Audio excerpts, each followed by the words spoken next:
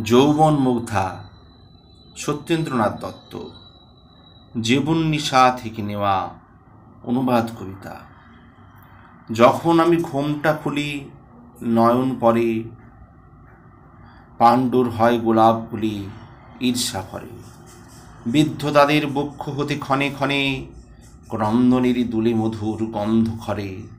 কিংবা যদি সুগন্ধি কেশ আচম্বিতে এলাই দিই মন্দবায়ে আনন্দিতে, চামেলি ফুল নালিশ করে ক্ষুণ্ণ মনে, গন্ধটি তার লুকায় চুলের সুগন্ধিতে।